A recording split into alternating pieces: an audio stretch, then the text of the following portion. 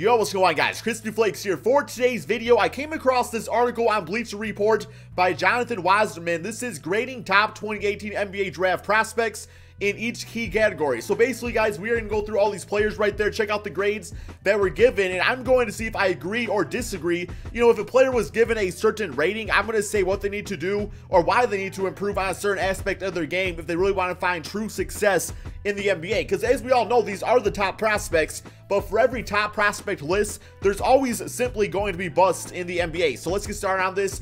Give me your thoughts and opinions on a lot of these college guys. I don't watch a ton of college basketball until, you know, March Madness and stuff like that, but a ton of these guys here, I have seen their highlights and stuff, so like I know what they're about, sort of. So let's get started right here, man. We got, I know this dude. This is DeAndre Ayton, guys, Arizona center freshman. Of course, he's gonna be a one and done. This dude might be the #1 pick in the draft. His scoring has been an A, so he's averaging about 20 points on 61% shooting. That's absolutely nuts, man. And honestly, like, from an offensive standpoint, because, you know, he can shoot the jump shots and everything, too, and, like, make his post moves. He kind of reminds me, like, maybe like a Joel Embiid. I feel like that's kind of what his player comparison should be. His shooting has been a B+. So he's shooting about 42% on jump shots for a center. That's definitely not bad. It says he's making 52% from 16 feet in and 43 from 17 to the arc. So yeah, for a big guy, that's big time, right? No pun intended right there. But yeah, so B+ for that. Rebounding being an A-. He is 20.8 rebounding percentage. So I think that means he's grabbing like 20.8% of his team's, you know, rebounds and everything. And it says that, you know, per 40 minutes, he is averaging 13 rebounds. So that's absolutely insane. His defense getting 14 steals, 57 blocks through about, you know, 1,000 minutes of college basketball.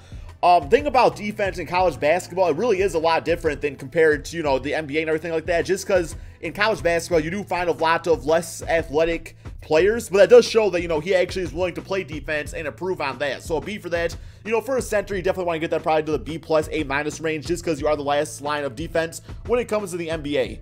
Next up, we have Luka Doncic. So he, of course, is not a college basketball player. He's a very young point guard / shooting guard. I always thought he was more of a shooting guard, but it sounds like he's going to be playing some point guard probably in the NBA, playing in the Euro League right there. So his scoring at A-, averaging 17 points per game. He said he's only 18.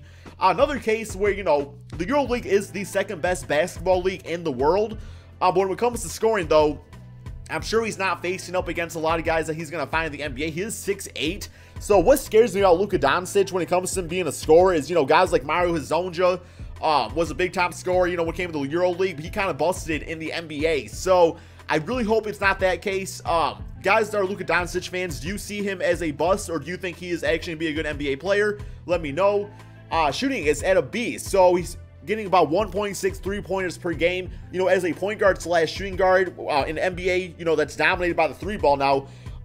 Really, to be successful, you want to be shooting about 6 to 7 threes a game and making, you know, a good percentage of those. So, you know, he's going to definitely want to improve on that and, you know, just take more threes when it comes to the NBA.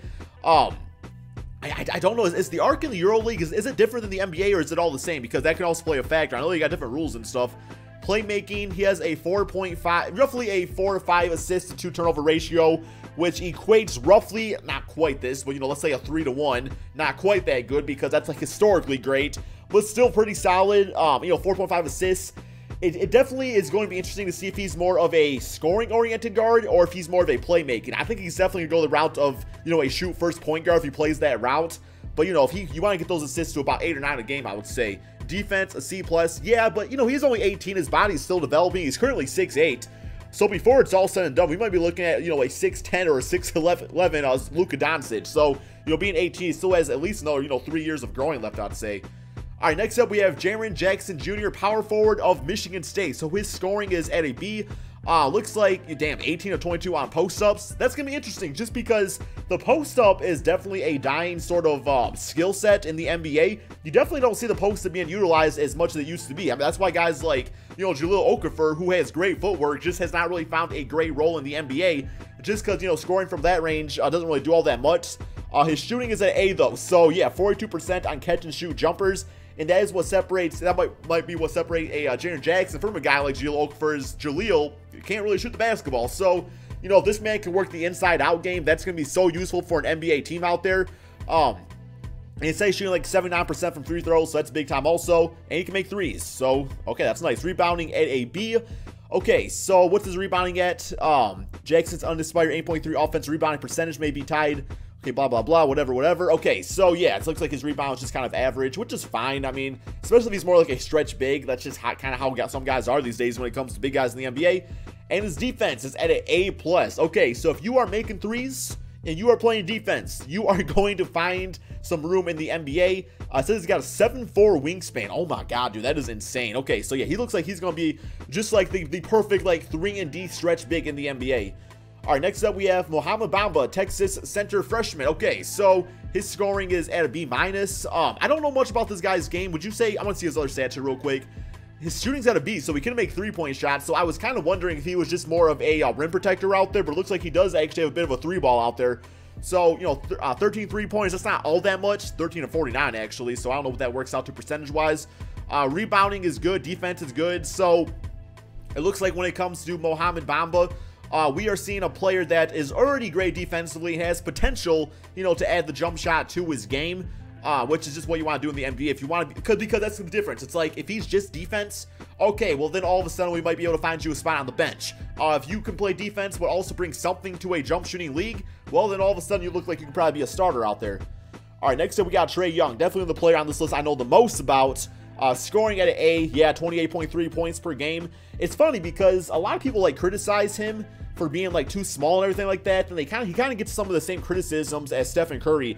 I don't know, it's hard to really like focus on that stuff just because like what Stephen Curry has done in the NBA, and Trae Young definitely I think has the potential to be that next Stephen Curry type of point guard in the NBA. Shooting is at A-. So yeah, I know like he says he's shooting 37.5% from 3. Thing about him is that he's been such a like bulk shooter where he'll take like 1 billion jump shots, and man, I'm gonna tell you, like, go take 1 billion jump shots right now.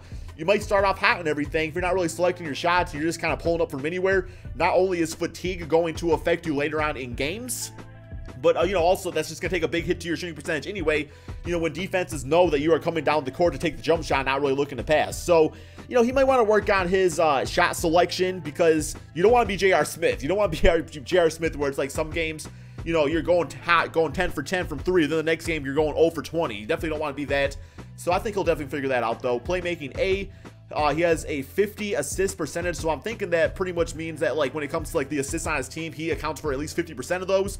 Okay, so that comes down to the shot selection. If you have those passing abilities already, which he already has that court vision, you don't need to be jacking up no Curry range 3s. You know, take the smart shots and make the play when needed. Defense is a C.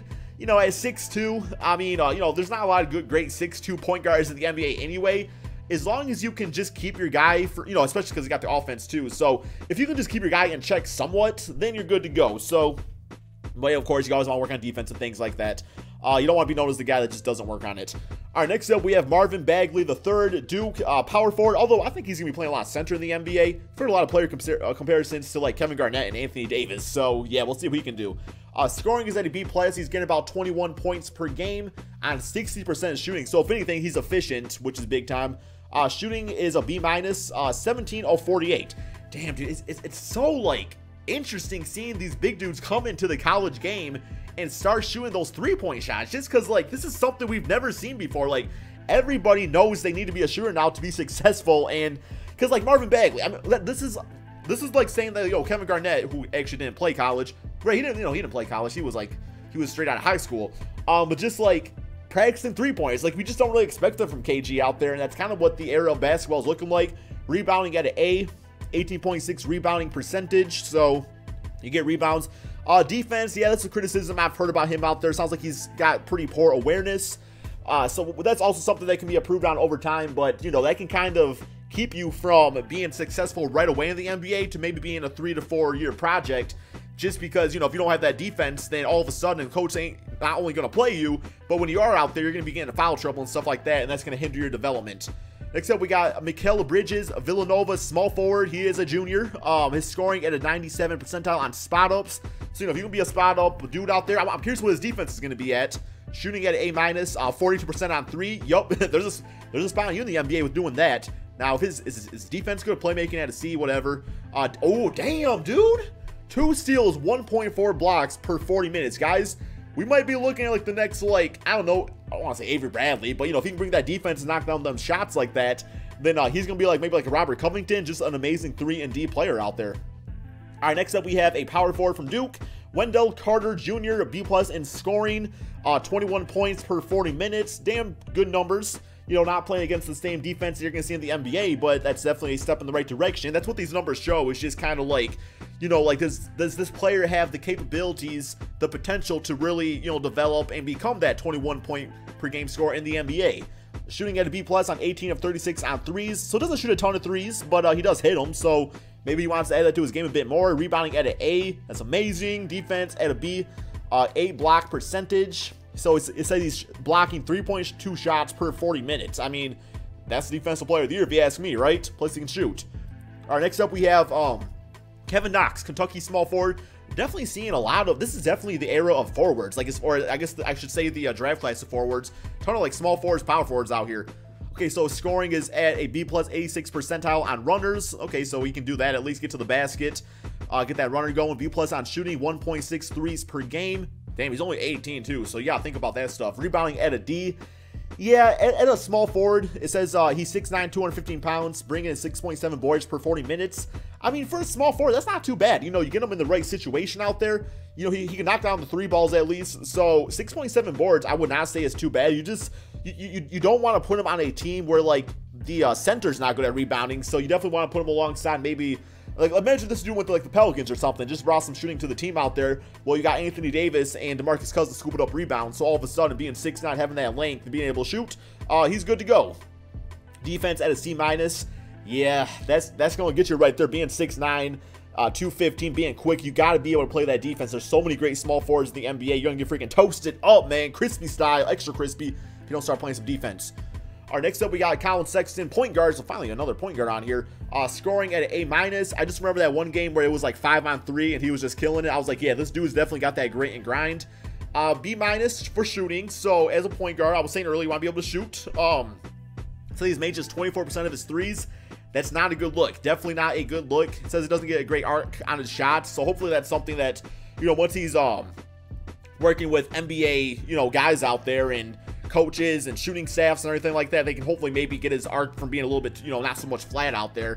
So yeah, if you can't shoot and you're a guard in the NBA, you're not going to be a superstar. Just plain and simple, guys. I can't really think of a superstar guard in the NBA that can't shoot. Playmaking at a C. Yeah, if you can't shoot, you gotta be able to get your, you know, players involved out there. And defense at a B+, so at least he's got some good defense. But no, definitely a lot of room for improvement for Colin Sexton. He has to work on that shooting, has to work on his playmaking. So defense, that's definitely a good thing going right there, though. But anyway, guys, these are just some of the top guys that I've heard about in the NBA. If there's some, or going into the NBA, I should say. Let me know what you guys think about these grades in the comment section below. And if there's some other players you want to add to this list that you're excited about that you think are going to be a great NBA player. Thank you all so much for watching. And peace out, my friends.